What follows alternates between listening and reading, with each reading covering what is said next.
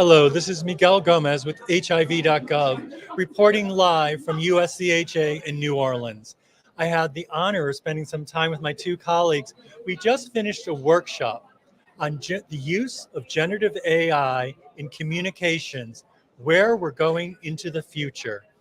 And my two colleagues are from Xavier University, and I'm going to start with you, Dr. Mason. Always fun to be the first one on deck.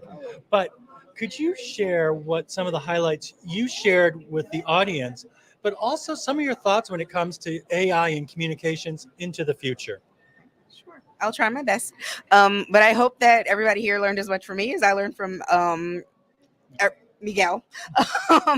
I think some of the things that I tried to impart was that unfortunately there's a history of biases in healthcare and a little bit of misinformation. So the more that we can accept AI, and I was kind of a late acceptor to AI, but I've learned that this is something that's coming quickly. It's going to be expanding. Technology is amazing. So things are just going to continue to develop. So we do need to accept it, but we also need to understand that, it always needs a human touch. Mm-hmm. So we just can't put in a little bit of a prompt, let AI spit something back at us and then put it out there, because it's never going to be the end game. So we need to make sure that we keep our touch as a human, so that we can reach different populations, different communities. We let them know that we are speaking to them and it's not a machine speaking to them, because we are the only people that have an understanding of what our communities need. And that way we can communicate better with them. Absolutely. And we can make the messaging more personal. Well, thank you. And for me, one of the things both of you did was reinforce what was the premise of the workshop was we want our HIV communities, and actually all of those serving our diverse communities, to really, when it comes to generative AI, to really, make sure you talk to your colleagues, because, so many of our colleagues are using it, but not talking about the tools. And the reality is, I'm sure it's true at the university, folks are also really scared of these tools. And so we have to have those conversations.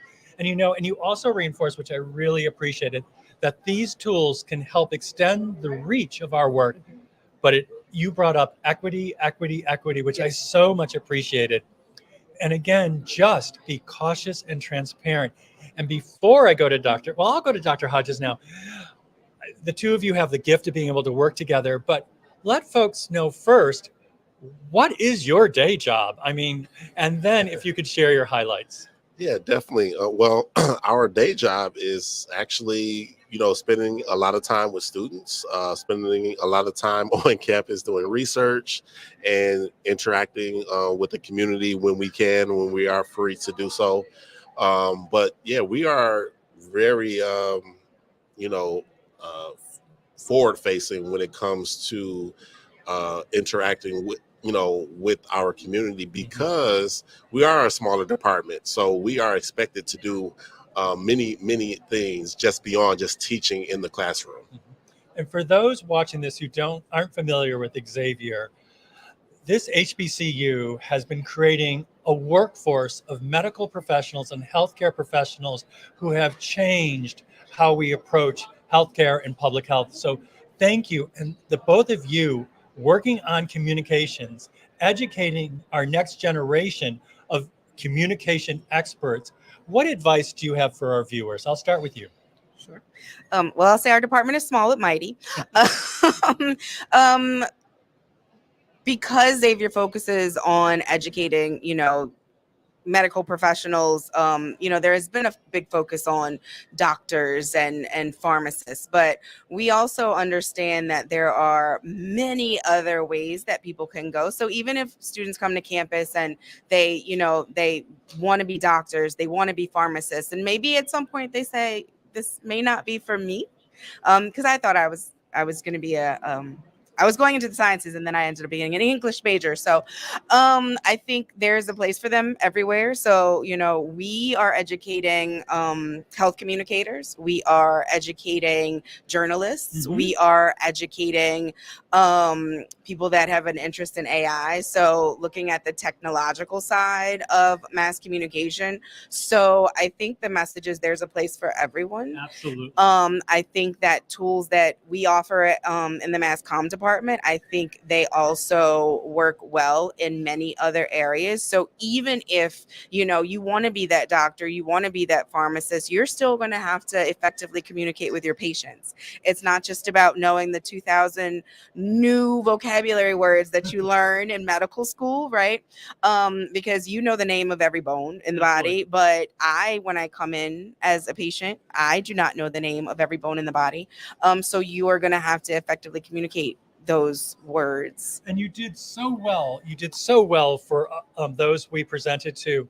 I'm going to close out with you, sir. Could you, when we look forward in the communication lane, what advice do you have for those who are viewing?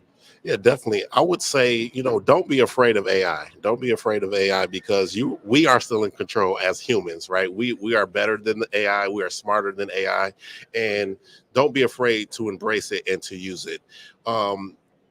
As I said earlier at the workshop, AI is not going to replace you. Another human is not going to replace you, but a human or a person using AI will, right? So that's the message, right? Embrace AI, use AI as you see fit for your particular industry. But, this is a technology that's very similar early on in the early 2000s, like Google, right? Like search, right? Like smartphones, right? There was a time where typewriters were used, right? Oh, now we need to embrace computers and PCs and Macs. So just think about it like that, especially for my older generations. Think about that, right? We've been through so many technological advancements. So the AI is just the latest thing. Don't be afraid. Both of you, thank you. And for our viewers, again, what you heard from the professors, you heard the importance, assess if these tools may work for you, but do talk about these tools because they're here and we want to make sure our community voices are part of the process. And remember, think about the cautious and transparent use of generative AI. This is Miguel Gomez reporting from USCHA. Thank you for viewing.